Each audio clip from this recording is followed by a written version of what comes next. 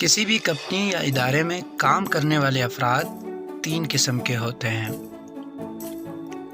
पहली किस्म उन अफराद की हैं जो कि किसी के मातहत काम करते हैं और इसमें अपनी आफियत समझते हैं।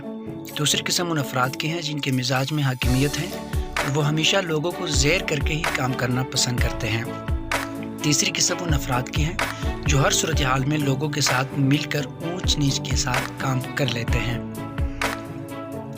हमारे मुल्क में पहले किस्म के लोग बड़ी तादाद में मौजूद हैं और इसकी वजह हमारा निज़ामी तालीम का बुनियादी फ़लसफ़ा और अंग्रेज़ों की 200 साला ग़ुलामी है।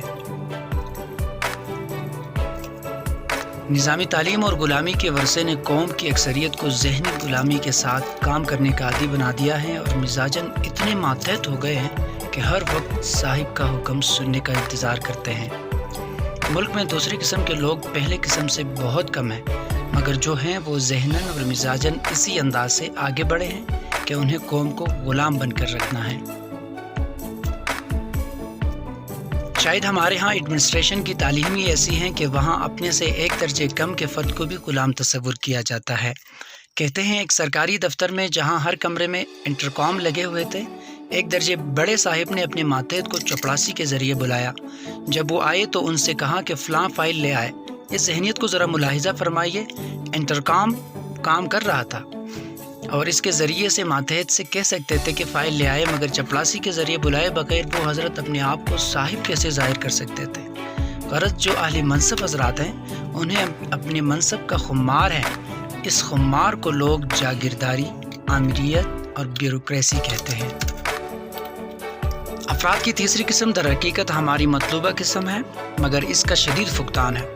टीम स्पिरिट और स्टाइल के साथ काम करने का तस्वुर अभी तक लोगों तक पहुंचा ही नहीं, और अगर पहुंचा है तो लोगों ने कबूल ही नहीं किया। साहिब कहते हैं कि मातहत काम करेंगे, मातहत समझते हैं कि हमारी तनख्वाह कम है, इतनी तनख्वाह इतना काम, हम काम क्यों करें। और यही वजह है कि पाकिस्तान हर अगले लम्हे एक कदम पीछे जा रहा है और हम हर अगले लम्हे आइंदा नस्लों को लाखों रुपयों का मकरूज़ कर रहे हैं। दरअसल हमें इस वक्त ज़िंदगी के हर मरहले और हर शोबे में टीम वर्क की ज़रूरत है। हमारे यहाँ जज्बाती किस्म का टीम वर्क तो है, यानी कोई दुश्मन आ जाए तो मिलकर उसे भगाने की कोशिश करते हैं, कोई मर जाए तो मिलकर जहेज़, तकफीन और तदफीन कर लेते हैं, मगर दूसरे किसी मौके पर मिलकर काम करने का तस्वुर ही नहीं। एक साहिब ने हम लोगों के बारे में अजीब सी मिसाल दी। मिसाल बुरी है, मगर हकीकत को तस्लीम करना भी अज़मत है। उन्होंने कहा कि हमारी मिसाल तो कुत्तों की तरह है। जब कोई अजनबी नज़र आता है तो सब मिलकर भूंगते हैं, और जब कोई हड्डी फेंकता है तो आपस में लड़ना शुरू हो जाते हैं। आप ज़रा इस मिसाल को ज़िंदगी के मुख्तलिफ शोबों में देखें, आपको हर जगह आईना नज़र आएगा। कारोबार इब्तिदाई मराहिल में है और नुकसान में है तो सब मिलकर कुर्बानी देते हैं। जहाँ नफ़ा आना शुरू हुआ वहाँ शुरका सब आपस में लड़ने लगे। यूनियन साजी, दफ्तरी मसाइल और मुल्की व कौमी सियासत, हर जगह भूंगने और हड्डी के लिए लड़ने के मनाजिर नज़र आते हैं।